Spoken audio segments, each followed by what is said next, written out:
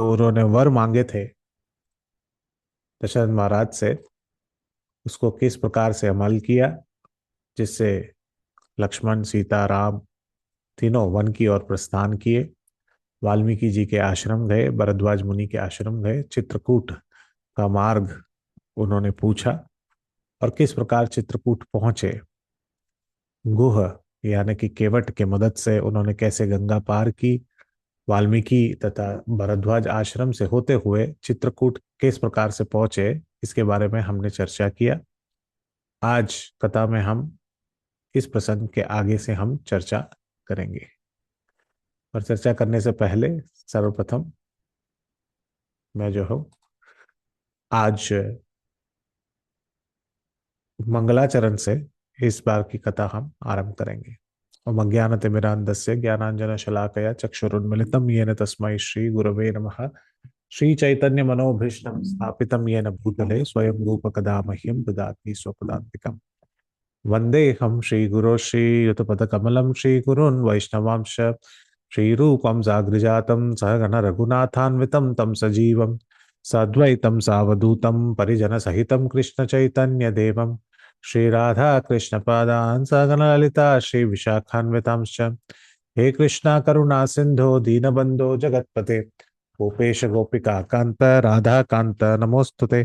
तप्त कांचन गौरांगी राधे वृंदावनेश्वरी वृषभानुसुते देवी प्रणमामि हरिप्रिये। वाञ्छाकल्पतरुभ्यश्च कृपा सिन्धुभयेव च पतितानां पावनेभ्यो वैष्णवेभ्यो नमो नमः। नमो ॐ विष्णुपादाय कृष्णपृष्ठाय भूतले श्रीमते भक्तिवेदान्त स्वामिन्निति नामिने नमस्ते सारस्वते देवे गौरवाणी प्रचारिणे निर्विशेष शून्यवादी पाश्चात्य देश तारिणे। जय श्री कृष्ण चैतन्य प्रभु नित्यानंद श्री अद्वैत गदाधर श्रीवासदि गौर भक्त वृंद। हरे कृष्ण कृष्ण कृष्ण हरे हरे, हरे राम राम राम हरे हरे। मूकं करोति वाचालं पंगुं लंघयते गिरिं यत्कृपातमहं वन्दे श्रीगुरुं दीनतारिणं परमानन्दमाधवं श्रीचैतन्येश्वरं। हरि ओं तत्सत्। कूजन्तं राम रामेति मधुरं मधुराक्षरम् आरुह्य कवितां शाखां वन्दे वाल्मीकिकोकिलं। वाल्मीकिमुनिसिंहस्य कवितावनचारिणः शृण्वन् रामकथानादं को न यान्ति परां गतिम्। यः पिबान् रामचरितामृतसागरम् अरुतस्तं मुनिं वन्दे प्राचेतासमः कल्मषम्। अञ्जनानन्दनं वीरं जानकीशोकनाशनं कपीशमक्षमन्तारं वन्दे लङ्काभयङ्करम्। मनोजवं मारुततुल्यवेगं जितेन्द्रियं बुद्धिमतां वरिष्ठं वातात्मजं वानरयूथमुख्यं श्रीरामदूतं शिरसा नमामि। यत्र यत्र रघुनाथकीर्तनं तत्र तत्र कृतमस्तकाञ्जलिं बाष्पवान परिपूर्णलोचनं मारुतिं नमत राक्षसान्तकं। वेदवेद्ये परे पुंसी जाते दशरथात्मजे वेद प्राचेत सादासी साक्षात रामायणात्मनः। तो वाल्मीकि जी के द्वारा कृत ये वाल्मीकि रामायण एक ऐसी पावन नदी है जिसके बहुत सारे करवटे हैं। जैसे ही वो दौड़ती है, अलग अलग छोरों से छूकर वो आगे कथा, राम की जो कथा है, सीता मैया की जो कथा है, सीताराम की जो गाथा है, ये आगे चलती रहती है। तो इसी प्रकार इसके अलग अलग छोर हैं जिसको कांड हम कहते हैं। बाल कांड तो हम देख चुके हैं। अभी यह राम कथा की जो पवित्र नदी है, यह अयोध्या खांड के छोर की ओर जा रही है। और उसमें भी अन्य अन्य जो स्थली हैं, घाट हैं, उसके बारे में हम चर्चा कर रहे हैं। ये घाट जो है सर्ग के समान है। तो अभी हम इस प्रसंग में है कि किस प्रकार चित्रकूट पहुंचने के बाद सीताराम दोनों विराजमान हुए और उन्होंने लक्ष्मण को यह आज्ञा दी कि आप यहाँ पर एक भव्य सा सुंदर सा कार्यशील एक कुटिया आप जरूर बनाइए। तो वहां पर लक्ष्मण उस काम में जुड़ गए। उसी समय वाल्मीकि जी बहुत देर से, हमारे जितने भी प्रेक्षक हैं, जितने भी लोग वाल्मीकि रामायण पढ़ रहे हैं, उनको बहुत देर से जंगल में क्या क्या घटनाएं घटी, किस प्रकार से केवट ने मदद की, किस प्रकार से राम लक्ष्मण और सीता जंगल गए, तो वहां का जो घटनाएं हैं, वहां की जो घटनाएं हैं उसके बारे में पता कर रहे थे। अब वाल्मीकि जी हमें हमारा ध्यान आकर्षित करते हैं महल की ओर। कौन सा महल? ये महल अयोध्या का महल नहीं है। ये महल है उस अयोध्या से भी काफी दूर, जहां पे आप अपने मन को मन की आंखों से देखने की प्रयत्न कीजिए कि वाल्मीकि जी हमें कहाँ ले जा रहे हैं। वाल्मीकि जी हमें ले जा रहे हैं एक ऐसी जगह पर जहां पर बड़े बड़े ऊंचे पर्वत हैं, पर्वतों की वादियां हैं, और उन पर्वतों के ऊपर जो है बर्फ से जमी हुई शिखरें हैं। और वहां का वातावरण उत्तर प्रदेश का वातावरण नहीं है, बल्कि शीतलता, और वहां की वातावरण में हल्की हल्की सी जो है मंद गति से हवा हमेशा चलती रहती है। तो ऐसा प्रदेश के बीचों बीच एक भव्य सा मंदिर है। उस मंदिर के अंदर जब कैमरा जूम होने लगता है तो उस पलंग में दो नव राजकुमार जो हैं लेटे हुए हैं। एक का नाम है शत्रुघ्न, एक का नाम है भरत। महल जो है अश्वपति का महल है, जो कैकेयी के पिता यानी कि उनके मैटरनल अंकल के घर पर जो है वे जा चुके हैं। और ये दृश्य जो है वो वाल्मीकि बहुत सुंदर तरीके से बता रहे हैं कि भरत जी सो रहे हैं, और ये समय जो है सूर्य उदय होने वाला है, और वे सो रहे हैं। और सोते वक्त उनके आंखें जो हैं, जिसको कहते हैं रेम स्लीप, हाँ, तो रैपिड आई मूवमेंट, जिसको कहते हैं रेम, यानी कि आप जब सोते हैं तो तीन प्रकार की नींद होती है। एक होता है नॉर्मल स्लीप, जहाँ पे आप जो है सोते हैं और स्वप्न देखते हैं। एक होता है डीप स्लीप, जो आप बहुत गहरी नींद में होते हैं।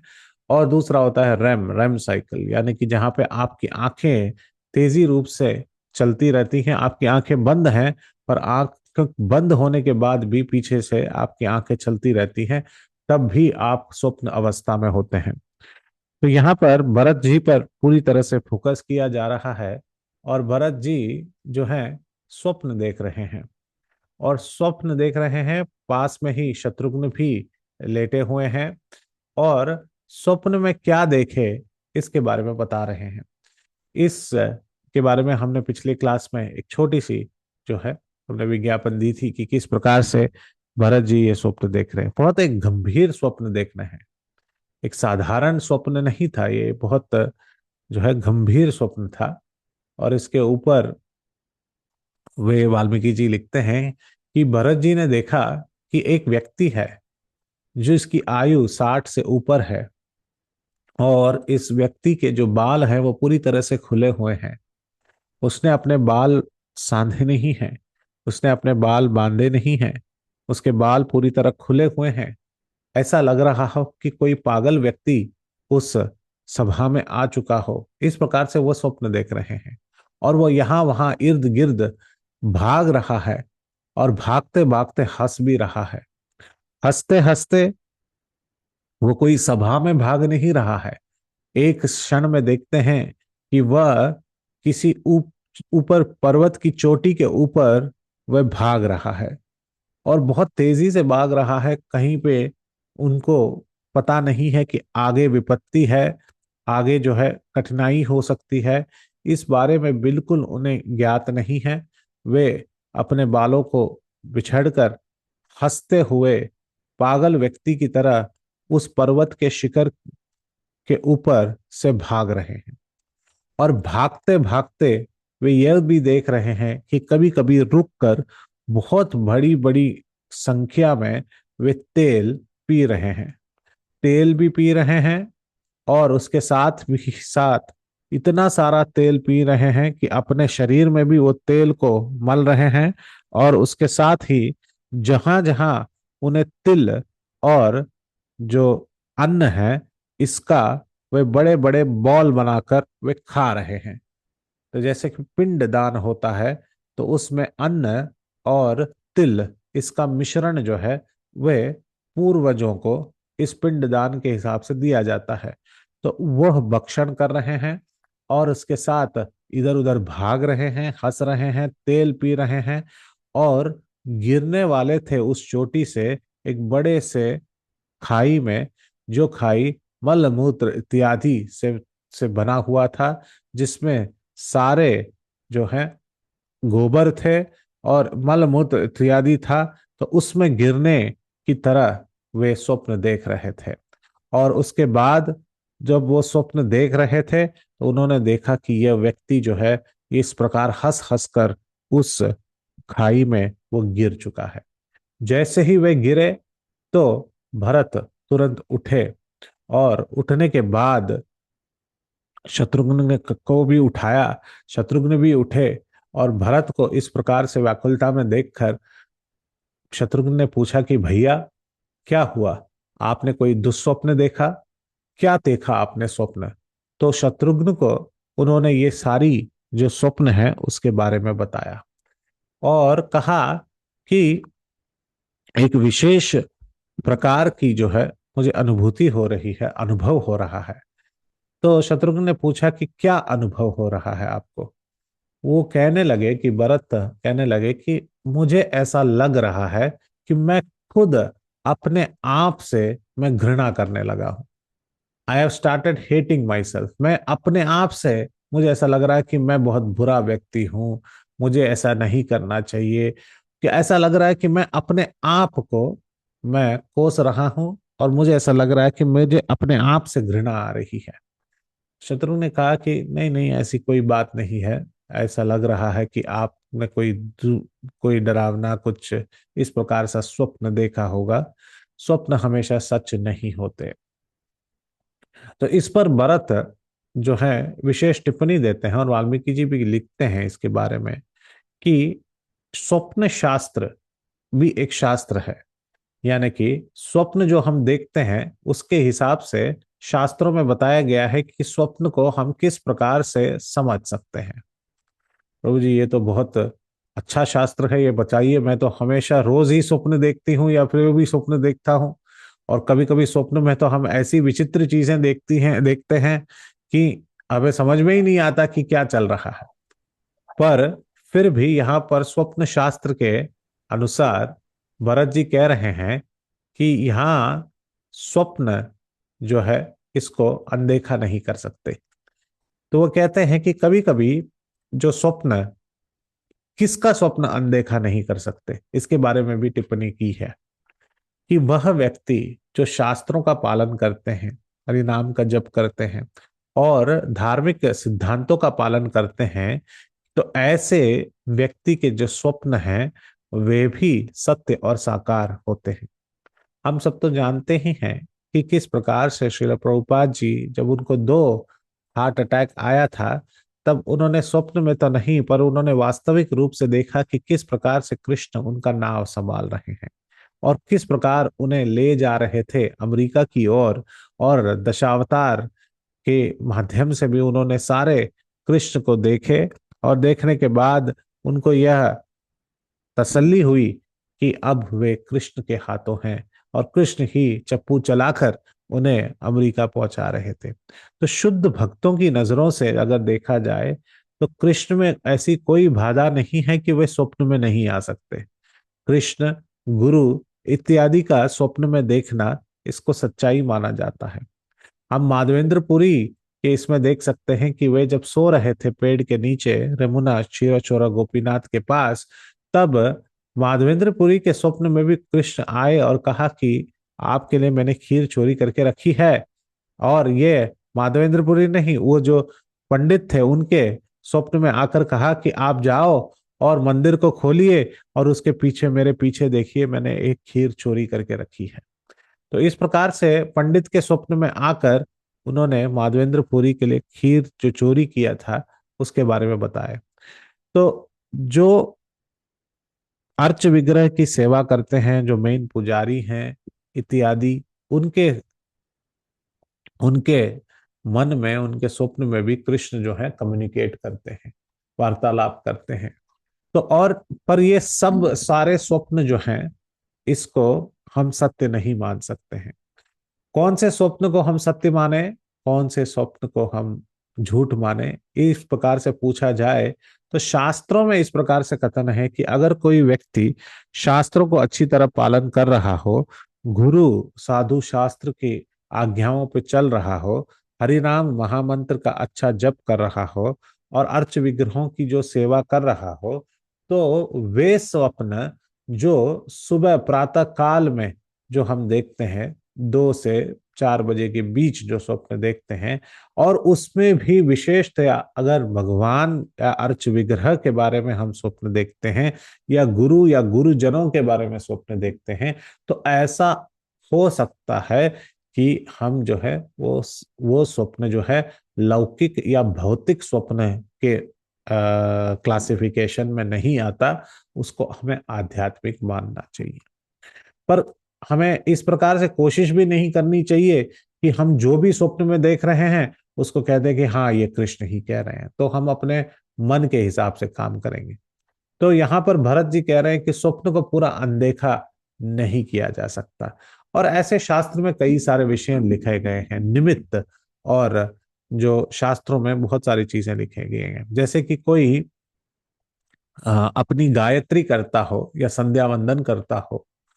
पुराने जमाने में जो लोग थे वे हर वक्त गायत्री करते थे, 3 टाइम जो थे वो गायत्री करते थे और उसका अनुष्ठान बहुत सीरियसली करते थे।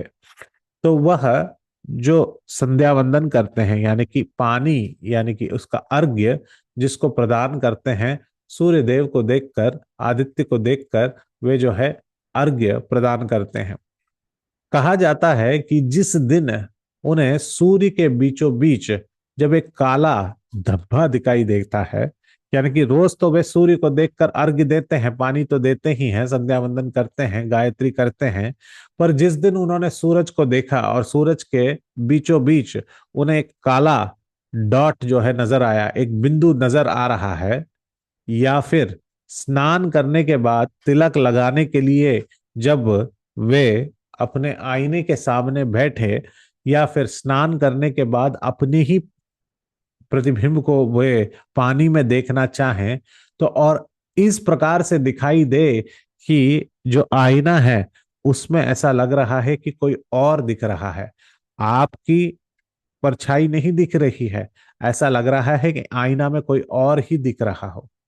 प्रभु जी, आजकल मेकअप के बाद तो सभी लोग आईने में अलग ही दिखते हैं, अपनी ही प्रतिछाई भूल जाते हैं। उसकी बात नहीं कर रहा हूं मैं कि नेचुरल रूप से स्नान करके जब तिलक लगाए, तो तिलक लगाने के लिए जब आप मिरर के सामने आए और आपको लगे कि तीसरा कोई व्यक्ति दिख रहा है आईने में, हम नहीं दिख रहे हैं, तो इस प्रकार से जब सूरज में काले धब्बे दिखाई पड़े या फिर आईना में कोई और दिखाई पड़े, तो समझ जाना चाहिए कि निमित्त शास्त्रों के अनुसार समय निकट आ रहा है कि जीवात्मा जो है इस शरीर को त्याग कर अगले शरीर को जाने का समय आ चुका है। तो इस प्रकार से निमित्त शास्त्रों में भी बताया गया है, पर यह सबके साथ नहीं होता है। अगर आपको तीसरा व्यक्ति दिख रहा है तो पीछे मुड़ के देखिएगा और आईने का थोड़ा साफ करके देखिएगा, जरूरी नहीं है कि हमें ये सब दिखाई दे। हाँ, पर ऐसा शास्त्रों में बताया गया है कि निमित्त में, ये कोई अंधविश्वास नहीं है।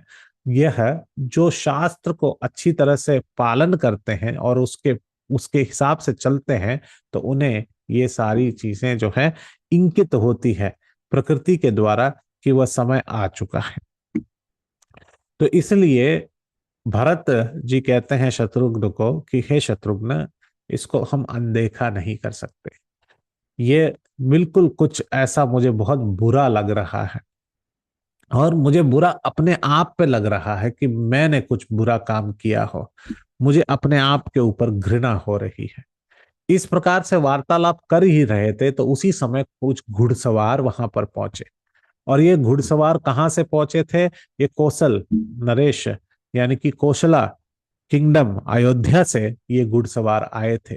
वे अपने पताके जो है, उस घुड़सवार जो है, जो वो जो मैसेंजर थे, जो दूत थे, इनके इनके हाथों में अयोध्या का ध्वज था। और उस ध्वज को लहराते हुए वे घुड़सवार इस महल के अंदर पहुंचे, अपने घुड़सवारी से उतरे और इस दृश्य को वे अपनी बालकनी से देख रहे थे। और जैसे ही उन्होंने अयोध्या का ध्वज देखा, भरत शत्रुघ्न को कहने लगे, चलो चलो चलो, कुछ दूत आए हैं, कुछ संदेशा लाए होंगे, तो ये संदेशा जानने के लिए तुरंत वे नीचे उतरे। और जैसे ही घुड़सवार ने देखा कि भरत महाराज थे, उन्होंने नमन किया और उन्होंने भरत महाराज की जय जयकार की, शत्रुघ्न की जय जयकार की। और वे तुरंत उनके समक्ष आना चाहते थे, उससे पहले भरत उनसे सवाल करने लगे। अब वे जब सवाल करने लगे तो शत्रुघ्न सोच रहे थे अपने मन ही मन कि भरत को क्या हो गया आज। देखिए, शत्रुघ्न भरत की नित्य सेवा करते हैं, और नित्य सेवा करते वक्त उन्हें अगर शत्रुघ्न देखते हैं कि भरत की जो मनोकामनाएं हैं या फिर उनका उनका जो प्रतिक्रिया है, अगर वो कुछ चेंज हो जाता है, तो एक सेवक के रूप में सोचते हैं कि मैं अपने मालिक को, मैं अपने मास्टर को किस प्रकार से मैं खुश करूं। तो इस प्रकार से सोच ही रहे थे, और वे सोच रहे थे कि भरत इतने डिस्टर्ब्ड क्यों हैं, आज इतने व्याकुल क्यों हैं, आज इस प्रकार से सोच क्यों रहे हैं। तो इस प्रकार से वो चिंतन मनन कर रहे थे, और इस चिंतन मनन को भरत भी समझ रहे थे।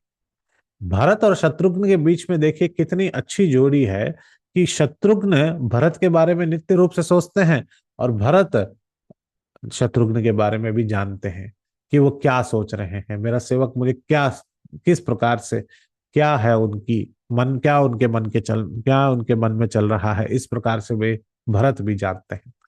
तो भरत शत्रुघ्न को देखने लगे, और शत्रुघ्न के मन में बहुत सारे प्रश्न थे कि भैया आज ऐसे भागे भागे क्यों आए हैं, इस घुड़सवारों से मिलना क्यों चाहते हैं, राजसभा राजमहल में मिल लेते, अश्वपति के साथ जो अंकल हैं उनके साथ मिल लेते। तो इस प्रकार से वे सोच रहे हैं कि क्यों हम जो है इस प्रकार से भागे भागे आए। और भरत जी ने तो अभी कहा कि उन्होंने घुड़सवार को देखा, अभी उन्होंने ये स्वप्न देखा, और स्वप्न में उन्होंने भूरा यह देखा। और वे पूछने लगे कि उस स्वप्न में आपने किसको देखा, कौन थे वो व्यक्ति, वो व्यक्ति का नाम क्या था जो उस बड़े खाई में गिरे।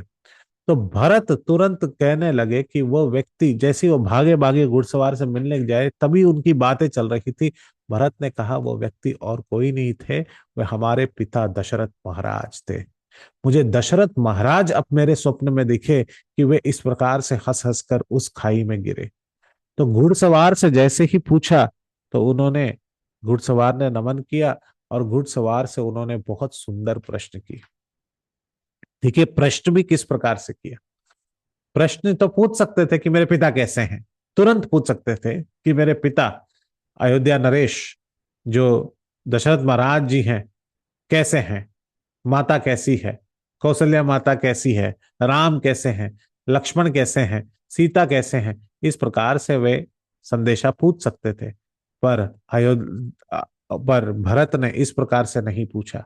भरत ने सबसे पहला प्रश्न घुड़सवारों से, धूतों से यही किया कि उन्होंने पूछा कि अब के राजा, अयोध्या के जो राजा हैं, वो सब कुशल है कि नहीं, अयोध्या के अब के राजा कुशल है कि नहीं। उनके मन में क्या था? उनके मन में यह था कि अयोध्या के अब तो राजा कौन है, दशरथ महाराज हैं, तो दशरथ महाराज अच्छे हैं कि नहीं, इस प्रकार से पूछना पूछना चाहते थे। तो उन्होंने कहा कि अयोध्या के राजा, अब जो राजा राजा है, अयोध्या के राजा, उनमें वो सब कुशल मंगल है कि नहीं।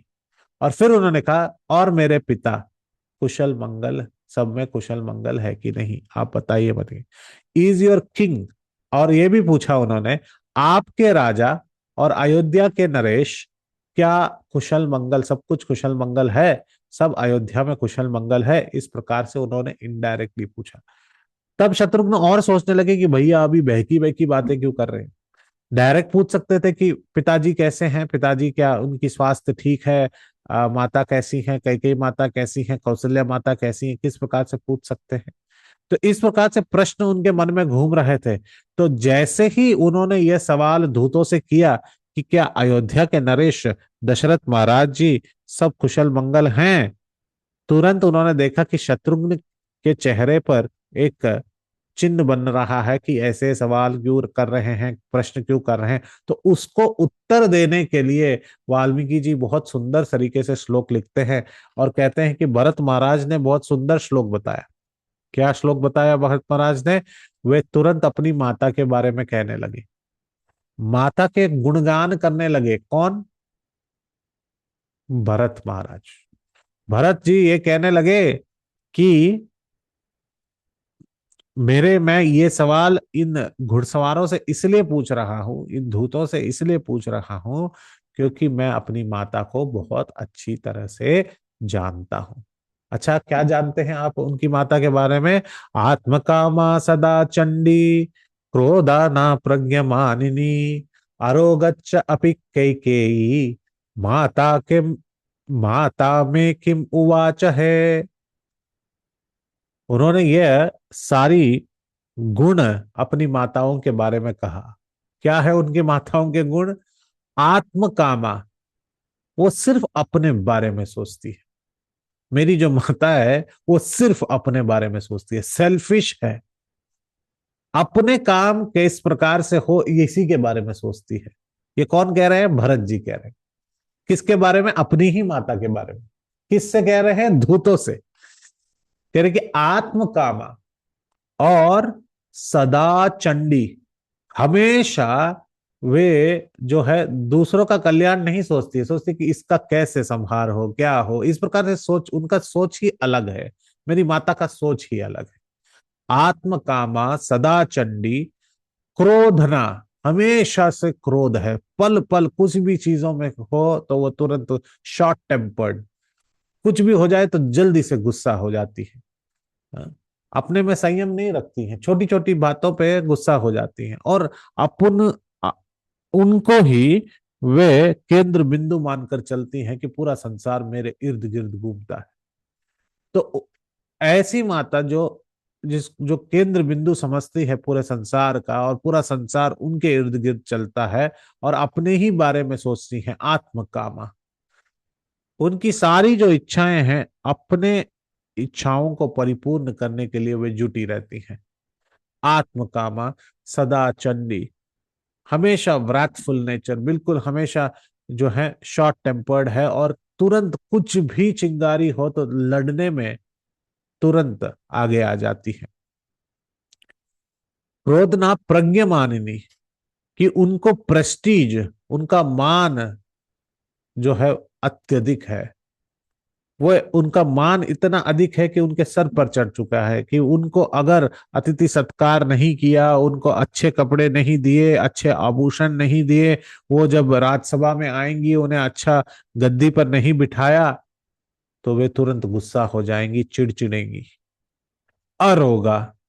तो ये सब उनकी विशेषताएं हैं और वे अपने आप को सोचती हैं कि वे बहुत बुद्धिशाली हैं, पर वे उतनी बुद्धिशाली नहीं है।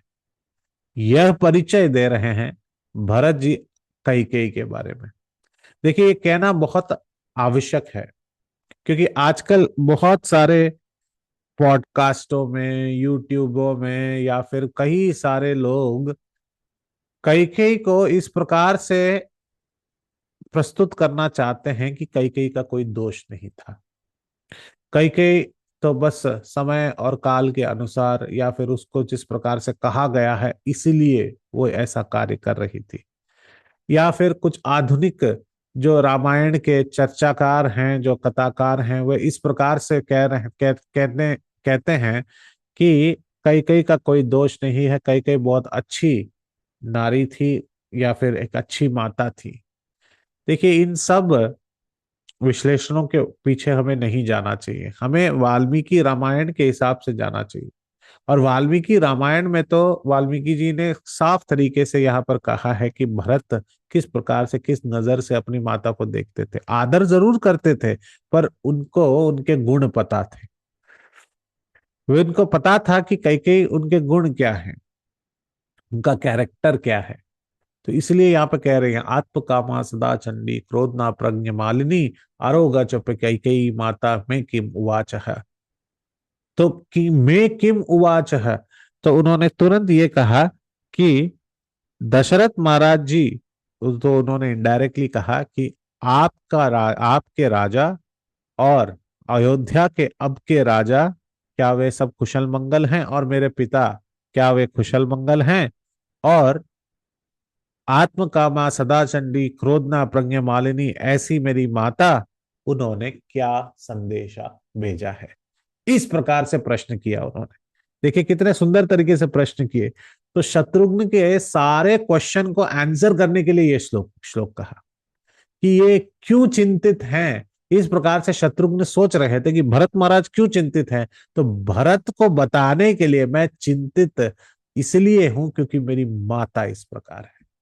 मेरी माता कुछ भी कर सकती है, वो अपने इच्छाओं के लिए दूसरे को मार सकती है। इस प्रकार से वे सोच सकती हैं, इसलिए मैं थोड़ा चिंतित हूं। इस कारण मैं पूछ रहा हूं। तो यहां पर वाल्मीकि जी बहुत सुंदर तरीके से बता रहे हैं कि भरत अपनी माता को पूर्ण रूप से समझ चुके थे, और अपनी माता किस प्रकार थी उसको समझ चुके थे। हाँ।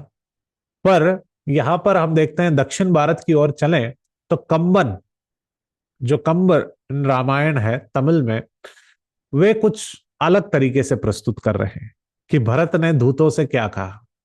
प्रभु जी कब से दूत के बारे में ही विषय बता रहे नहीं, मगर ये अलग अलग दृष्टिकोण है कि किस प्रकार से भरत महाराज संबोधित कर रहे हैं।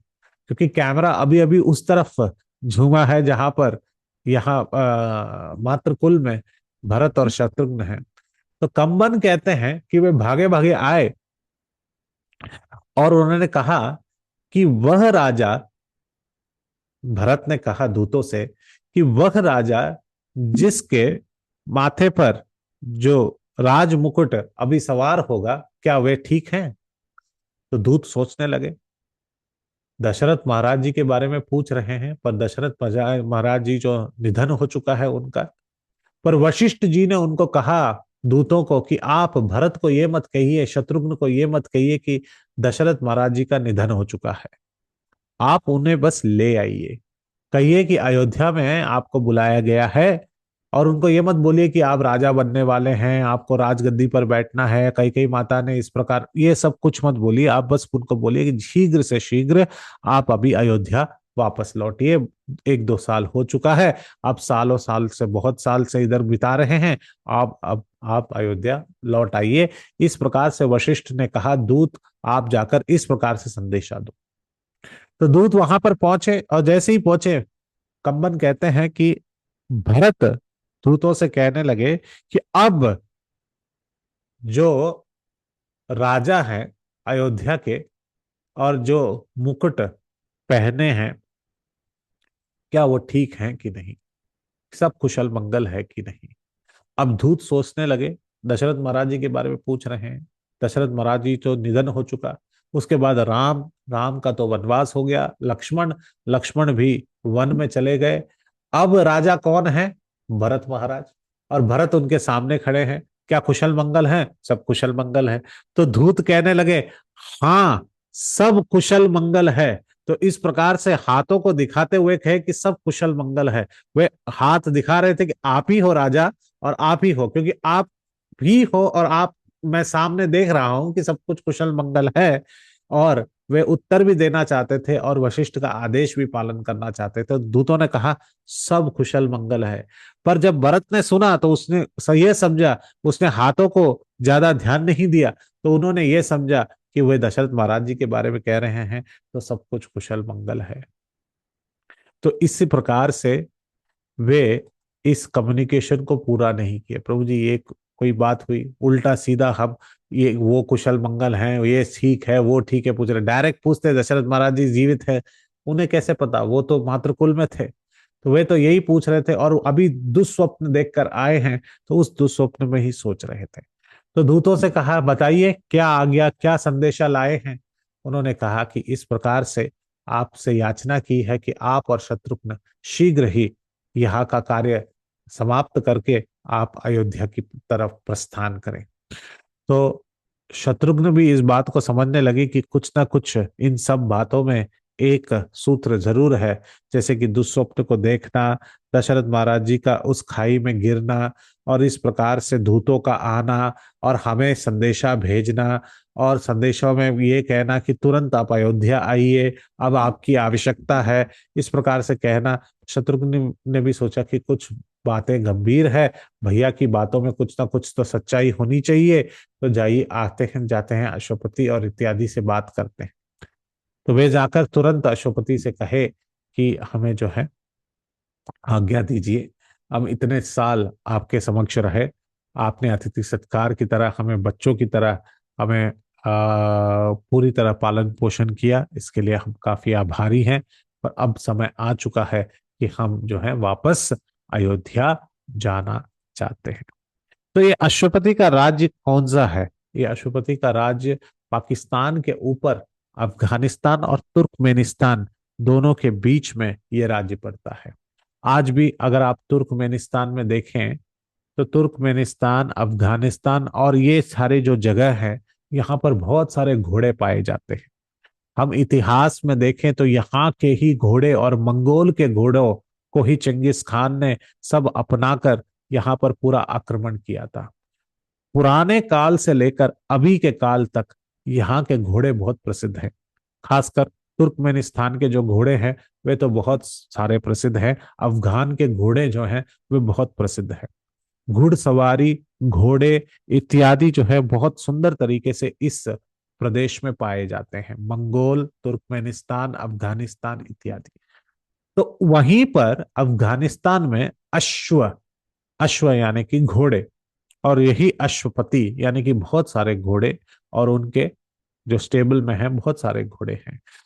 तो उन्होंने जब पता किया कि अभी ये वापस अयोध्या जाने वाले हैं, तो उन्हें ढेर सारे भेंट के साथ उन्हें भेजा गया। क्यों? क्योंकि वे अभी वापस अपने मातृकुल जा रहे हैं, मातृकुल से अभी पिता के जगह जा रहे हैं। तो मातृकुल से अपनी बेटी के लिए भी, कैकेयी के लिए भी उन्होंने बहुत सारे भेंट भेजे। किस प्रकार से भेंट भेजे? 1600 जो घोड़े हैं उन्होंने अयोध्या की तरफ भेजे। घोड़े जो हैं ये वहां पे विश्व प्रसिद्ध हैं। और यह पहले भी हम कह चुके हैं कि जब शादी हुई थी, जब कैकेयी और दशरथ महाराज जी के बीच में, तो बहुत सारे घोड़ों का व्यापार होता था अयोध्या और अफगान और पाकिस्तान, अफगानिस्तान इन राज्यों में। कराची जो है, जो पाकिस्तान में पड़ता है, उसको कहते हैं सिंध, सिंध का प्रदेश भी कहते हैं। और जो घोड़े सिंध से आते हैं उनको कहते हैं सैंधव, सैंधव घोड़े। तो ये सारे घोड़े हम महाभारत में भी देखते हैं कि सैंधव प्रदेश, गांधार नरेश यानी कि शकुनी, कांदाहार, गांधार यानी कि कांदाहार, और इत्यादि ये सारे जगहों से जो है घोड़े आते थे। तो सिंध, सैंधवा, ये अफगानिस्तान का ये रीजन, इसको अश्व, और ये अश्व, अश्व, अश्व समय काल से बोलते बोलते और वहां के प्रदेश के लोगों को अश्वपति का जो राज था बोलते कहते कहते वो बन गया अफग, अफग, और ये अफगानिस्तान के नाम से भी जाना जाता है, ऐसा कुछ इतिहासकारों का मानना है। इस पर रिसर्च करने की जरूरत है कि नाम किस प्रकार से आया और अफगानिस्तान का नाम किस प्रकार से आया, इसके बारे में हम पढ़ सकते हैं और थोड़ा रिसर्च कर सकते हैं।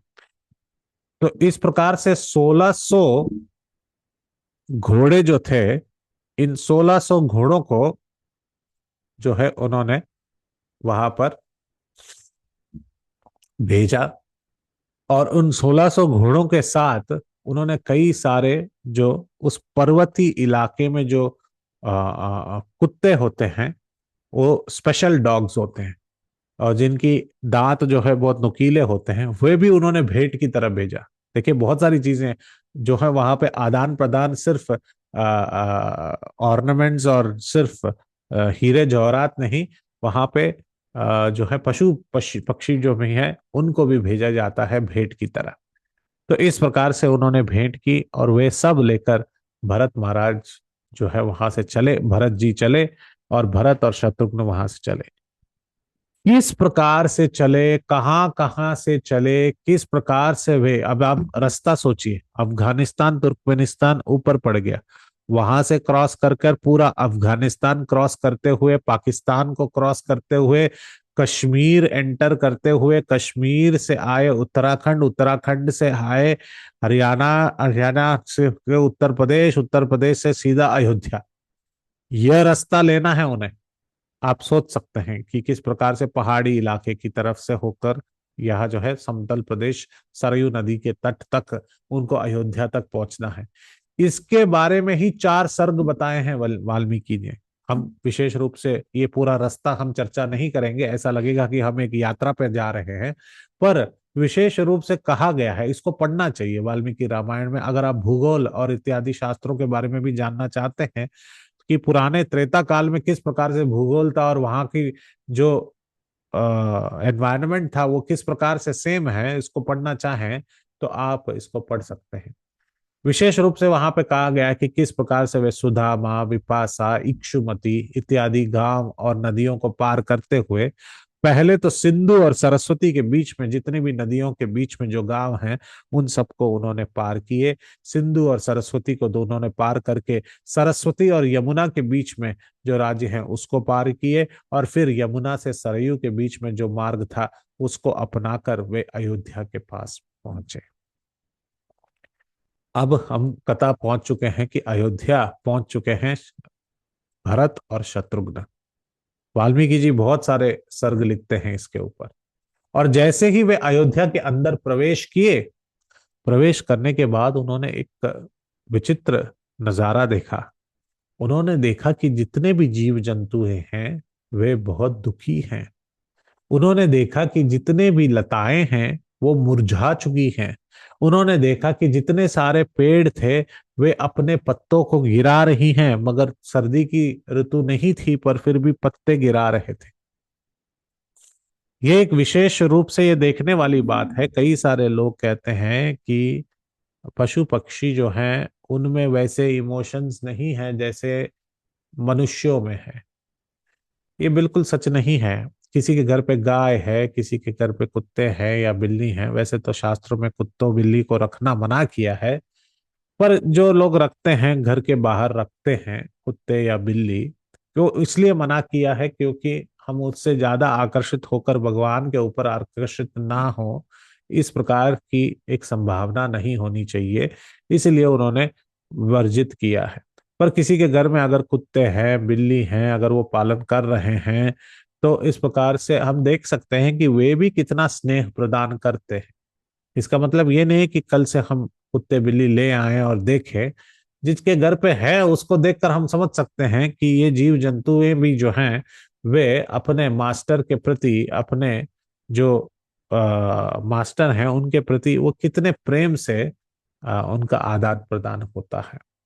और उसी प्रकार जो बॉटनिस्ट होते हैं, यानी कि जो पेड़ पत्ते पौधे इनका संरक्षण करते हैं, वे भी देख सकते हैं कभी कभी वो पेड़ पत्तों से भी बातें करते हैं। उनको स्पर्श करने से, उनको छूने से, उनकी लताओं को छूने से, उनके पत्तों को छूने से उनको आनंद प्रदान होता है। और यहाँ तक भी देखा जाता है कि अगर उस घर में कोई निधन हो गया इत्यादि हो गया तो पेड़ पत्ते भी अपने पत्ते झड़ने लगते हैं। इतने इमोशंस वे भी समझते हैं, मगर वो प्रकटित नहीं कर पाते हैं, पर फिर भी वो इमोशंस होता है। आप देख सकते हैं।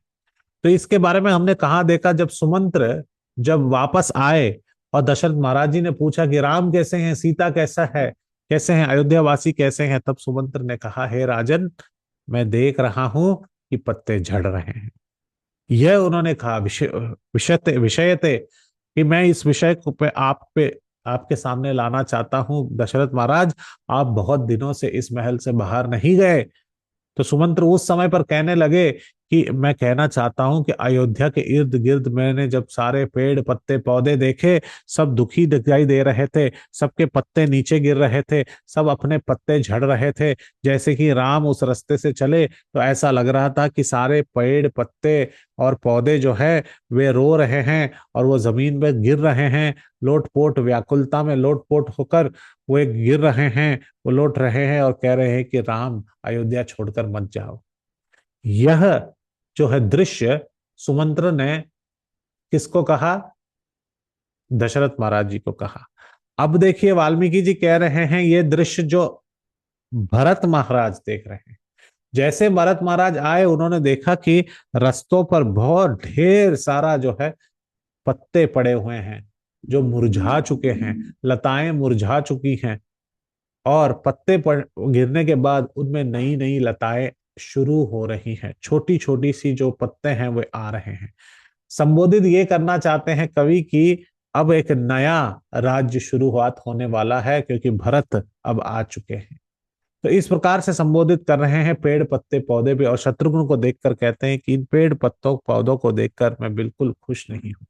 मुझे मन में बहुत दुख हो रहा है शत्रुघ्न कि कुछ तो हुआ है, और वरना इस प्रकार से हमें भुलाया नहीं जाएगा। तो उन्होंने कहा कोई बात नहीं, माता से पहले मिलते हैं, पति से पहले पिता से मिलते हैं। तो जाते हैं और पिता से मिलते हैं। पहले जाते हैं दशरथ महाराज जी के भवन में, इर्द गिर्द ढूंढते हैं, दशरथ महाराज जी कहीं पर भी देखे नहीं, कोई संदेशा देने के लिए तैयार नहीं, क्योंकि वशिष्ठ ने कहा था कि आपको संदेशा आपकी माता देगी और कोई नहीं देगा। तो इस प्रकार से उन्होंने जब दशरथ महाराज जी को नहीं देखा तो फिर तुरंत राम जी को ढूंढने लगे, सीता मैया को ढूंढने लगे, लक्ष्मण को ढूंढने लगे। कोई भी नहीं मिला उन्हें महल में। राम नहीं मिले, सीता नहीं मिले, लक्ष्मण नहीं मिले, दशरथ महाराज जी नहीं मिले, कौशल्या माता नहीं दिख रही। तो उन्होंने कहा कि अपनी ही माता से पूछ लूं, अपनी माता से तो मैं पूछ लूं कि कहाँ गए हैं।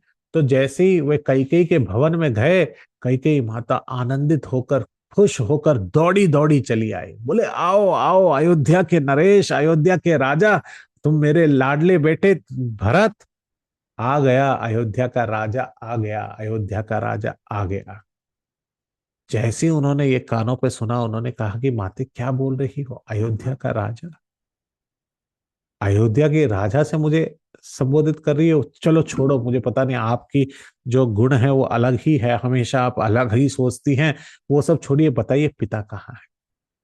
पिताश्री नहीं देख रहे हैं, पिताजी के चरण छूने हैं। मैं तो उत्सुकता से आया कि पिताजी के चरण छूंगा और पिताजी मेरे माथे चूमेंगे, मुझे गले लगाएंगे, इस प्रकार से पिता से मिलने में आ रहा हूं। पिताजी कहाँ है? पिताश्री नहीं दिख रहे।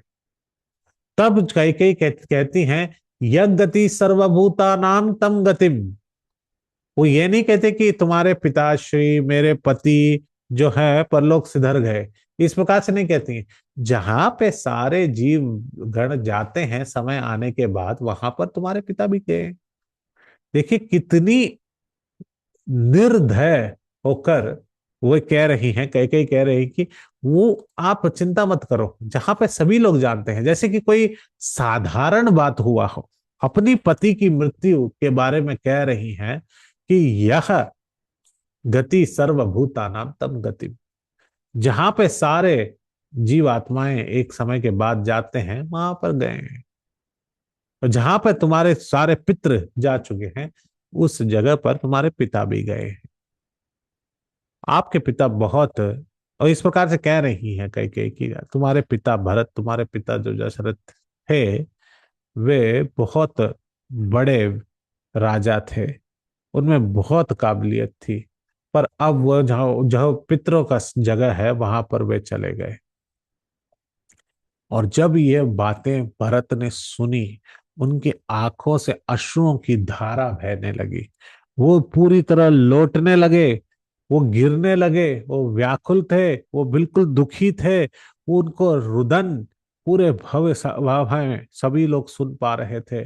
शत्रुघ्न भी रो रहे थे वे, मगर भैया को इस प्रकार से देखकर वे मनाना चाहते थे, भरत को उठाए।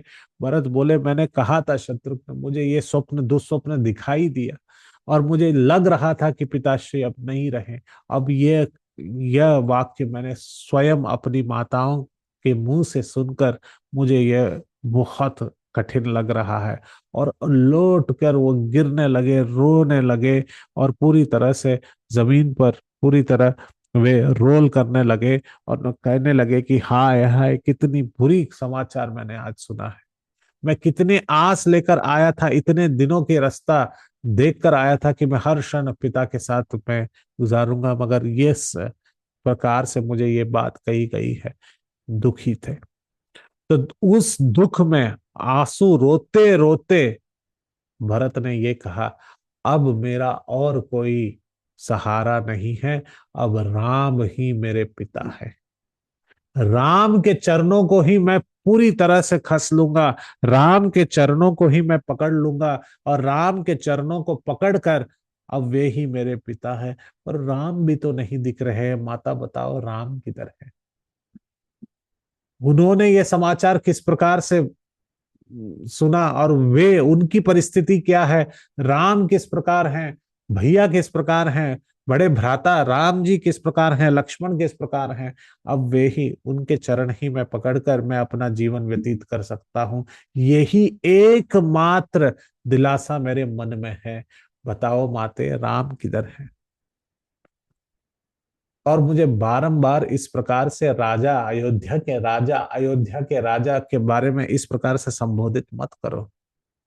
मैं स्वयं राम से मिलना चाहता हूँ, मैं उनके चरण पकड़ना चाहता हूँ। सीता किधर है, लक्ष्मण किधर है, राम किधर है, जरा बताओ।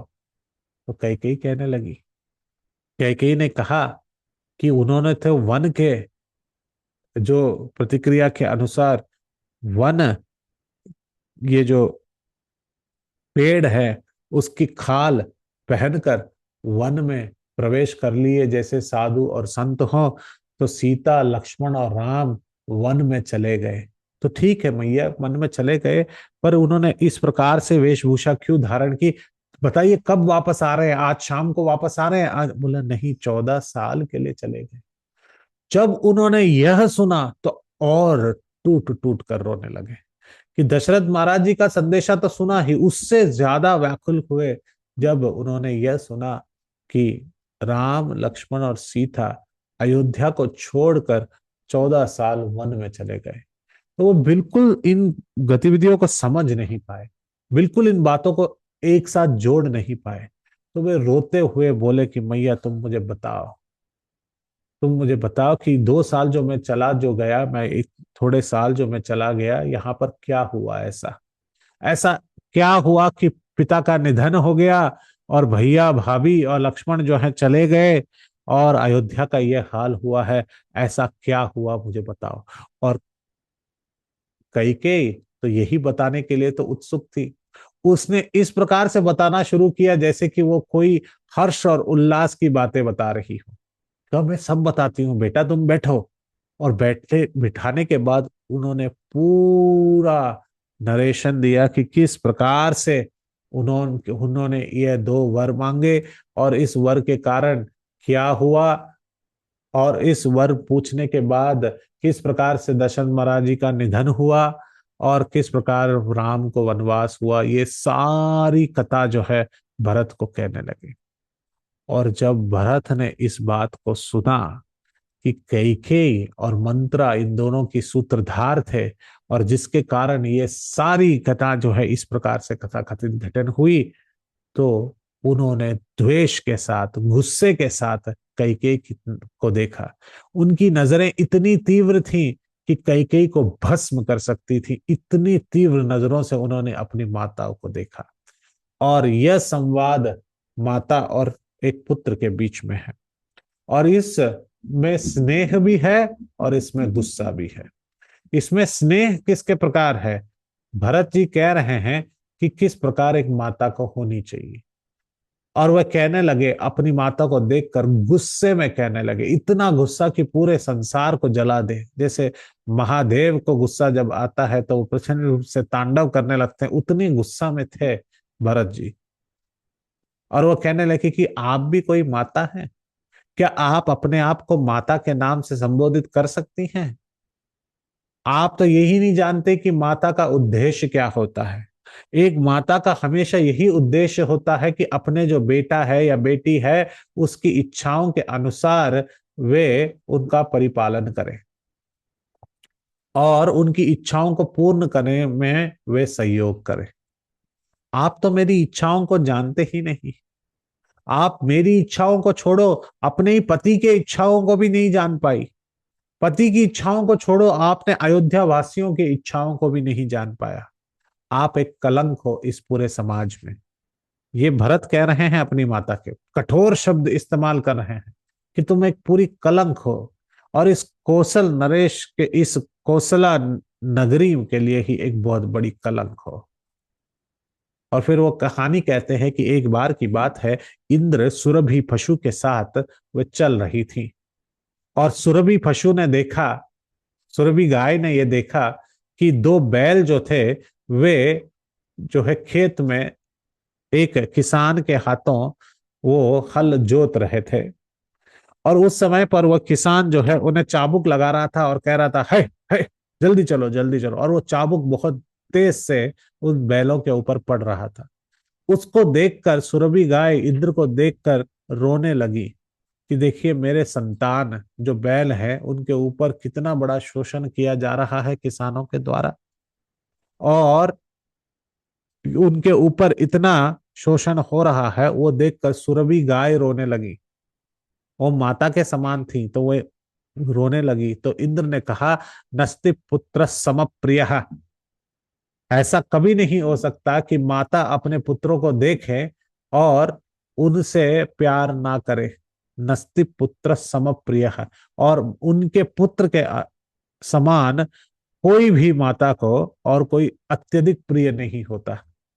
एवरी मदर लव्स हर सन और हर डॉटर सो मच, और उसके इक्वलेंट और किसी को प्यार नहीं किया जा सकता। इस प्रकार से इंद्र कहने लगे और भरत महाराज जी उसको कह रहे हैं कि यह एक विश्लेषण है, ये एक क्वालिटी है माता का कि वे हमेशा अपने पुत्र या पुत्री को इतना स्नेह करते हैं कि सम प्रिय है, वो और किसी को स्नेह नहीं कर पाते हैं। और एक तुम माता हो, तुमने अपने ही पुत्र राम, जिसको हमेशा कहती थी कि कौशल्या का पुत्र नहीं, ये मेरा पुत्र है, राम मेरा पुत्र है और मेरा ही पुत्र है, इस प्रकार से कहने वाली कैकेयी, तुम राम को अपने ही पुत्र समझते थे और उसको आपने वनवास भेज दिया। आपके ही वर मांगकर उसको वनवास भेज दिया। आपको ऐसा नहीं लगता माता कि आपको इसके लिए प्रायश्चित करना है? वे जो हैं राम लक्ष्मण और सीता पूरी तरह से जंगल में इर्द गिर्द घूम रहे हैं, कहां पर रहेंगे कहां नहीं रहेंगे इस बारे में आपने एक क्षणिक भर भी सोचा नहीं। वे उल्टा, वे जब जंगल में है वे आपके बारे में सोच रहे होंगी माता। आपने ये भी नहीं सोचा कि राम कैकेयी के बारे में सोच रहा, और वास्तविक में ये सही भी है। जब सुमंत्र आकर कहने लगे तो उन्होंने कहा कि कैकेयी कैसे हैं, उन्हें द्वेष के नजरों से मत देखना, कौशल्या को द्वेष के नजरों से मत देखना, भरत को कहना कि अच्छी तरह राज करे। इस प्रकार से हमारे हित के बारे में सोच रहे हैं, और तुमने आत्मकामा, अपने ही काम, अपने ही इच्छाओं के लिए, अपने ही सेल्फिश कारणों के लिए आपने उन्हें वन भेज दिया। अगर आपको लगता है, तो गुस्से से कहने लगे, अगर आपको लगता है माता, माता कहना भी संबोधित नहीं किए, आत्मकामा सदा चंडी इस प्रकार से कह रहे हैं कि अगर आपको लगता है हे नारी, हे आपको लगता है कि आप राजमाता बनेंगी और मैं राज सिंहासन पर बैठूंगा और राज सिंहासन पर बैठकर इस अयोध्या का राज करूंगा, तो ये क्षणिक भर भी भूल जाओ, मैं कभी राजा नहीं बनूंगा। मैं कैसे राजा बन सकता हूं? अगर आपको लगता है कि एक पेड़ में आप उस पेड़ को अच्छी तरह से पालन पोषण कर सकते हैं और पानी उसके पत्तों में दे सकते हैं, उसके जड़ में नहीं, और वो अच्छी तरह पालन पोषण होगा, तो इस ख्याल को भूल जाइए। तुलसीदास जी कहते हैं कि जिस प्रकार एक मछली को अच्छा जो है एनवायरनमेंट देकर मगर उसको पानी नहीं दे तो क्या वो जीवित रहेगी? बिल्कुल नहीं जीवित रह सकती। तो उसी प्रकार मैं भी जीवित नहीं रह सकता। अयोध्या मुझे जीवित नहीं करती है। अयोध्या में राम लक्ष्मण सीता शत्रुघ्न दशरथ कौशल्या सुमित्रा कैकेयी अयोध्यावासी इत्यादि का सेवा करते हुए मुझे जीवित रखता है। तुम सच्ची में मेरी माता नहीं हो, तुम आत्मकामा हो, सदा चंडी हो, और यहां तक कि तुम पति घातनी हो। तुम अपने पति को ही मारने वाली एक महिला हो, पति घातनी। आपके जिंदा रहने से कोई फायदा नहीं है। भरत जी कह रहे हैं कि आप किस प्रकार से मर सकती हैं, मेरी माता बनना बंद कर सकती हैं। बहुत कठोर शब्द इस्तेमाल किए। कहते हैं सत्यम अग्निम प्रवश्य स्वयं व विश्वम दंडकम राज्यम अथवा कंटे नहीं ते अन्य परायणम। मैं तुम्हें कुछ मार्ग देता हूं, इन मार्गों को अपनाने की कोशिश करो। क्या?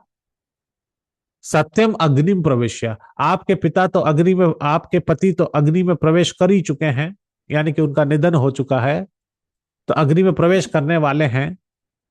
तो आप भी उस अग्नि में प्रवेश कर लो। स्वयं, स्वयं अग्निम प्रवेश्य, सती के रूप में तुम भी प्रवेश कर लो, तुम भी अपना जीवन समाप्त कर लो।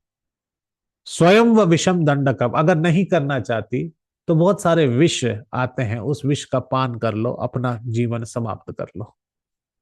अगर वो भी नहीं कर सकते, रज्जुम अथुम कंठे, एक अच्छी सी रस्सी मिलेगी जो बहुत कठोर है, उसको ऊपर बांधो और अपने गले से बांधकर अपना जीवन समाप्त कर लो।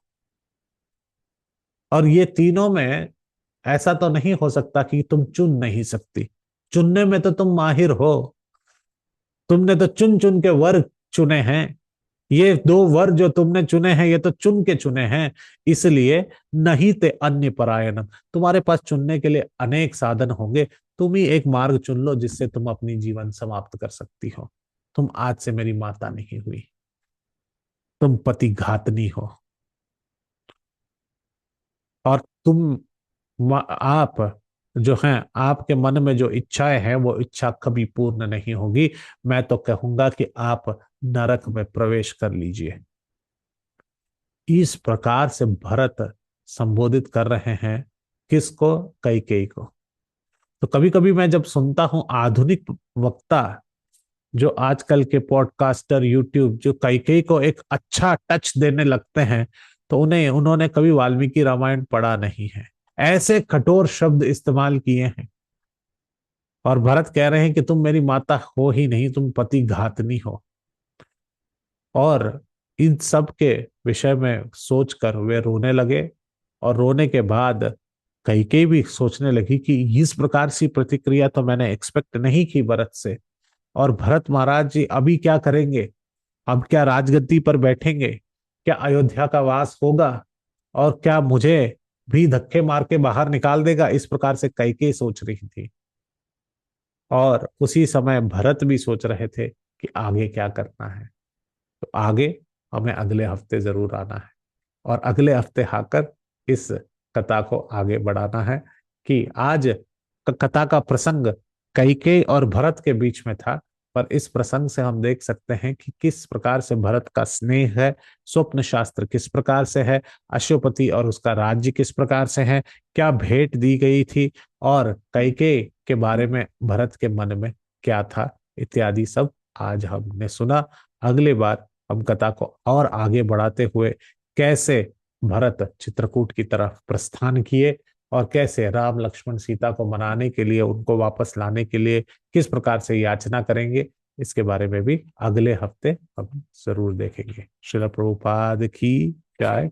वाल्मीकि रामायण की जय। निताय गौर प्रेमानंदे। हरि हरि बोल। यदत्र स्खलितम किंचित विद्वांस सत्पूरयन्तु तत्, यदत्र सौष्ठवम किंचित तद्गुरोरेव मे नहीं। हरे कृष्ण। अगर किसी को कोई प्रश्न है, सवाल है, तो पूछ सकते हैं।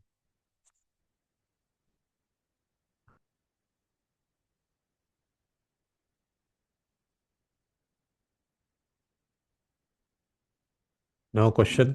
Okay. Back to you Nishtha भक्ति माता जी। हरे कृष्ण।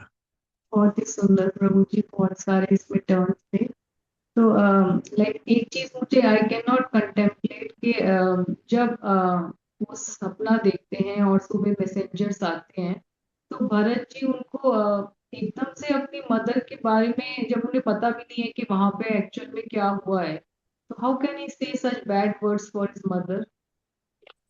वो शत्रुघ्न के सवालों को एक्चुअली शत्रुघ्न के मन में ये डाउट्स थे कि भरत ऐसे भागकर क्यों आ रहे हैं, और इन घुड़सवारों और दूतों से क्या पूछते, बोले ऐसा क्या हो गया है कि उनको इतना चिंता है कि अयोध्या के बारे में। तब वो कह रहे हैं कि आत्म कामा सदा चंडी, क्योंकि मेरी माता कुछ भी कर सकती है, क्योंकि वो हमेशा सेल्फ सेंटर्ड है, इनसेक्योर है। तो वे ये कठोर शब्द कठोर नहीं है, ये उनकी जो है कैरेक्टर को अच्छी तरह से जानते हैं। लोभी हो या फिर सेल्फ सेंटर्ड हो या हमेशा गुस्सा करने वाली हो, इसलिए वो कुछ भी मांग सकती है, कुछ भी कह सकती है, अपने दिमाग को ठीक से इस्तेमाल नहीं करेगी। तो इसलिए अयोध्या में कुछ भी हो सकता है, ये उन्हें पता है। तो इस प्रकार से उन्होंने शत्रुघ्न के सवालों, उसके मन में जो सवाल चल रहे थे उसको आंसर करते हुए घुड़सवारों से ये सवाल पूछा। Does that make sense? It is one point of view, पर अगर हम इस पॉइंट ऑफ व्यू से देखें कि रामायण हमको सिखाती है how to behave, how each character is teaching us what should be the ideal character, तो उस केस में थोड़ा मुझे डाउटफुल लगता है कि अगर हम अपने बच्चों को भी स्टोरी बताते हैं तो उसमें कैसे कह दें कि बच्चों एक एक ideal son is like saying bad words about his mother. Yes. So यहां पर हम इस प्रकार से कह सकते हैं कि इवन अ मदर अगर has the responsibility to follow as per धार्मिक गाइडलाइंस, एंड इसमें हम ये भी कह सकते हैं कि एक माता का उद्देश्य होना चाहिए कि भगवान और आध्यात्मिक चीजें केंद्र बिंदु रहें, ना कि अपनी इच्छाएं और अपने सुख समृद्धि के बारे में। तो यहाँ पर इतनी अच्छी सीख भरत हमें ये दे रहे हैं कि अपनी माता को ज्ञात करा रहे हैं कि आपका यह रीजन होना चाहिए कि आप आध्यात्मिक चीजों को अपनी केंद्र बिंदु बनाएं, ना ही अपने आप को। पर जब वे देखते हैं कि माता जो है वे पथभ्रष्ट हो चुकी हैं, पूरी तरह से विचलित होकर अलग धर्म के पथ पर नहीं चल रही हैं, तो एक पुत्र का भी कर्तव्य होता है कि उन्हें मार्गदर्शन दिखाए। कपिल मुनि ने देवहूति को मार्गदर्शन दिखाया, पर उसी प्रकार यहाँ पर भरत जी जानते हैं कि कठोर शब्दों से उन्हें यह समझाया जाए, और वे दुखी तो थे ही। तो यह हमें नहीं लेना है कि उन्होंने कठोर शब्द इस्तेमाल किए, पर कठोर शब्द कब भी इस्तेमाल किए, जब वे पथभ्रष्ट हुए तब इस्तेमाल किए ना, वरना तो माता को माता की तरह ही संबोधित करते थे। और दूसरा, जब उन्होंने इतनी सारे उनके गुण उन्होंने प्रतिक्रिया दिखाई है, तो पूरे संसार को पता है कि कैकेयी किस प्रकार की औरत है। तो वे तो उन्होंने अपनी माता को कहा कि वे सेल्फ सेंटर्ड है, सेल्फिश है, बहुत जल्दी गुस्सा करना है। देखिए वहां पर ये सारे जो शब्द है वो कठोर नहीं है, वो एक्चुअली कैरेक्टर है। बाकी जो शब्द उन्होंने कहे, फॉर एग्जाम्पल आत्मकामा, सेल्फ सेंटर्ड मतलब अपने बारे में हमेशा सोचती है। सदा चंडी यानी कि हमेशा क्रोधित रहती है, पल भर में क्रोधित हो जाती है। तीसरा प्रज्ञा मालिनी, अपने मान को सबसे ज्यादा इंपॉर्टेंस देती है। अब ये देखिए, ये तीनों चीजें जो हैं, यह बिल्कुल जो है, यह नेगेटिव शब्द नहीं है, ये कैरेक्टरिस्टिक्स को बता रहे हैं। पर जब वो बात करते हैं उनसे और पता चलता है कि उन्होंने इस प्रकार से कहा कि तुम्हारे पति, तुम्हारे तुम्हारे पिता, अपने पति भी नहीं कहते, तुम्हारे पिता वहां चले गए जहां पे तुम्हारे पितृ चले गए हैं। When he sees that she is so indifferent and she is only hell bent on her desires, that is when he breaks out in anger. So that is justified. That if somebody is not following the dharmic principles, somebody has to put their mind straight, either guru or family members, etc. So this Yes, is justified. yes, now Okay. it makes Okay. Second problem, जैसे आपने कहा कि जो trees होते हैं या plants होते हाँ, हैं और they don't have emotions like us but still they can feel the environment, like feel the feelings as well, they have feelings as well। और जैसे हम अलग अलग पास टाइम्स में भी देखते हैं कि जैसे राधा कुंड पे भी शिला विश्वनाथ चक्रवर्ती ठाकुर जब लिखा करते थे दैट पिलू ट्री वो ड्राई अप हो जाती थी जब when Radha Krishna used to separate and it was bearing flowers when जब उनका यूनियन होता है। या अलग अलग पास टाइम्स में हम और भी देखते हैं जहाँ पर ट्रीज भी as per the author feelings दिखाती हैं अपनी। सो यस, बताइए सो माता जी। या दिस इज वेरी ट्रू के जो ट्रीज भी हैं वो हमारे एटमॉस्फेयर को जज कर लेती हैं। इवन प्लांट्स को अगर जैसे बताया जाता है कि अगर हम किसी प्लांट को भी क्रिटिसाइज करते हैं तो वो भी ड्राइड अप हो जाते हैं। और यही बिल्कुल। अगर उनको हम ग्लोरीफाई करते हैं, चाहे हम अपने घर में भी देखते हैं कि हम तुलसी को भी अगर वाटर देते हैं, साथ में उनकी परिक्रमा करते हैं, वहां पे हरे कृष्ण महामंत्र करते हैं, उनके सामने चैंटिंग करते हैं, तो बहुत अच्छे से वो ब्लॉसम होती है। राइट, ये बिल्कुल सही है माता जी। And many people, they think that the plants have lesser emotions than us. Not necessary, they also have emotions. They exhibit not like human like, but they have got also emotions. ये बिल्कुल सत्य है। तो तुलसी महारानी के case में तो आध्यात्मिक रूप से जब हम भक्ति करें तो और जो है तुलसी महारानी प्रगति करने लगती है। Yes, यस, प्रभु। Very true. कंट्रीज प्रभु जी जहाँ पे ग्रीन हाउस में प्लांट्स को करते हैं, जहाँ पे बहुत स्नो रहती हाँ। है, वहां पर भी स्पेशल कुछ आवर्स उनको म्यूजिक सुनाया जाता है प्लांट्स को, जिससे हम्म। कि और ब्लॉसम करें। तो वेरी बिल्कुल। ट्रू। तो even very very. Krishna, yes, it all gives evidence like this even in Ramayana. So yes. thank you. Very beautiful class, and today we are missing the association of many devotees, but या। they are having blissful time in this, and they will be back next week. So yes. thank you so much, Prabhuji. Please accept our thank you. question now. I Hare think Krishna Maharaj. Yes, yes. I think Mataji has question. Yes, या। Mataji. Okay. पूछो प्रभु जी, हरे कृष्णा प्रभु जी। हरे कृष्णा, पूछिए माता जी। प्रभु जी, मुझे ये पूछना है कि अंदर की जो बात है, जो सपने हैं, जब किसी के घर में कुछ हो रहा है, तो जैसे अयोध्या के अंदर हो रहा है और भरत जी को स्वप्न आया, ये स्वप्न आ रहा है, ये सब उन ऋषियों को कैसे पता चल जाता? और फिर दूसरी बात, हाँ, ये बहुत दूसरी बढ़िया। बात, हाँ दूसरी बात, ये जो गए थे सैनिक, तो उन्होंने उनको ककई के माता पिता को क्यों नहीं बताया कि दशरथ जी की डेथ हो गई? चलो भरत जी को ना बताते, उनको नहीं बताते, तो उनको क्यों नहीं बताया? उनको तो उन्होंने कुछ नहीं बताया, सिर्फ भरत और शत्रुघ्न जी को लेके आ गए। हम्म। और दूसरा ये कहते हैं कि तुलसी जी फलती फूलती हैं, चलो फलती फूलती हैं, मेरे घर से इतने, मेरे हस्बैंड की डेथ तुलसी के सामने हुई, हम्म। वो तो मुरझाई भी नहीं, दीपक हम्म। बुझाई नहीं, हम्म। कुछ भी ना। मैं सिर्फ उनकी दामोदर जी की आरती कर रही थी, हम्म। तो ये तो लक्षण कुछ भी नहीं दिखे मुझे। हम्म।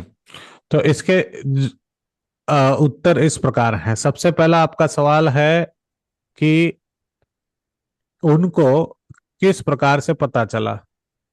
मैं आपको एक बार, आप स्क्रीन पर देखिए, तो मैं वही आपका सबसे पहले, ऋषि मुनियों को यह पता कैसे चला, पहले सर्ग में ही हमने इसका आंसर किया था। आप वाल्मीकि रामायण देखिए, यहाँ आपके सामने है। तस्वम तर्वतो दृष्ट्वा धर्मेण स महामतिः अभिरामस्य रामस्य चरितम कर्तुम मुद्यतः कामार्थ गुण संयुक्तम धर्मा गुण विस्तारम समुद्रमीव रत्नाढ्यम सर्वश्रुत मनोहरम। यह पूरी चीजें जो है वाल्मीकि जी ने लिखा, किस प्रकार से लिखा, वो राम जी के बारे में लिखे उन्होंने कैसे। यह कथा कथितम पूर्वम नारदेन महात्मनः, नारद जो त्रिकालदर्शी हैं, उन्होंने ये सब कथित कहा, उनको पूरा रामायण सुनाया, किसको, वाल्मीकि जी को। रघुवंशस्य चरितम चकार भगवान मुनि, that godly saint Valmiki composed and the legatee Raghu exactly as divine soul Narada said it earlier। और ब्रह्मा जी ने भी उन्हें यह वरदान दिया कि आप अपनी हथेली को जिस प्रकार से देख सकते हैं, वैसे ही राम के हर चरित्र को आप देख सकते हैं। मन में क्या चल रहा है, स्वप्न में क्या चल रहा है, इन सब के बारे में आप जान सकते हैं। ऐसा ब्रह्मा का वरदान वाल्मीकि जी को पहले सर्ग में बाल कांड में ही हमने बता दिया था। तो ये सारे स्वप्न और इसके विषय जो हैं, नारद जी ने उन्हें बताया, ब्रह्मा जी ने बताया, और ब्रह्मा जी का वरदान भी था कि उनके हथेली में देखकर वे लिख सकते हैं कि किस प्रकार से, जैसे ट्रांसमिशन है पूरे रामायण का, वे वाल्मीकि जी को वो वरदान मिला था। यह पहला प्रश्न का सवाल। तो यह इस प्रकार से वे जानते थे, इस दिव्य ज्ञान के बारे में जानते थे। दूसरी बात, इन घुड़सवारों ने या फिर इन लोगों ने अश्वपति को क्यों नहीं बताया कि इस प्रकार से निधन हो चुका है? क्योंकि वशिष्ठ की ये आज्ञा थी कि घुड़सवारों को कि आप दशरथ महाराज जी के निधन के बारे में नहीं बताएं। क्यों नहीं बताएं? आप जरा राजनीतिक और जो क्या बोलते हैं, पॉलिटिकल और राजनीतिक और उस प्रांत के राजनीति के हिसाब से भी देखिए। अगर अगर कोई बता दे कि वो राजा का निधन हो चुका है, तो लोग सोचते होंगे कि अगल बगल के जो राजा होंगे वे सोचते होंगे कि अभी इनकी शक्ति जो है क्षीण हो चुकी है, अब वे शोक में हैं, अब वे युद्ध नहीं कर सकते, तो दूसरी किसी प्रदेश से आक्रमण भी हो सकता है। और उस समय अगर किसी का आक्रमण हुआ तो वे बहुत निर्बल होंगे, दुर्बल होंगे। तो इसलिए वशिष्ठ महाराज जी ने कहा कि तुम इसको पॉलिटिकली जो है ज्यादा बातें मत बनाओ, उनको बस ये बोलो कि वापस आए, ताकि दूसरे किसी राज्य को ये पता ना चले कि दशरथ जैसे महान राजा जो है उनका निधन हो चुका है। अब कोसला के किंगडम के ऊपर हम आक्रमण कर सकते हैं। तो ये पॉलिटिकल रीजंस के वजह से भी उन्होंने कहा कि उनको डायरेक्टली मैसेज मत दो। तो हाँ ये दो सही बात। कारण हैं। हाँ बहुत बढ़िया बताया आपने, दोनों ही सही बताए। जी, धन्यवाद। Thank you. थैंक यू प्रभु जी, थैंक यू। धन्यवाद। धन्यवाद। Hare Krishna. Thank you very much. Srila Prabhupada की जय। वाञ्छा कल्पतरुभ्यश्च कृपा सिंधु भैव च पतितानां पावनेभ्यो वैष्णवेभ्यो नमो नमः। अनंत कोटि वैष्णव वृंद की जय। वाल्मीकि रामायण की जय। बहुत हरे बढ़िया प्रभु जी, बहुत बढ़िया थी रामायण। रामायण सुन के मेरे तो रूह काम हो जाती है। हरे इतनी कृष्णा। बढ़िया, इतनी बढ़िया। बहुत बहुत धन्यवाद। आप माता जी का भी धन्यवाद आपका। धन्यवाद हरे माता जी, कृष्णा। बहुत बहुत। हरे कृष्णा जी। हरे कृष्णा प्रभु जी, दंडवत प्रणाम। दंडवत प्रणाम। हरे कृष्णा। हरे कृष्णा प्रभु जी, दंडवत प्रणाम। दंडवत प्रणाम।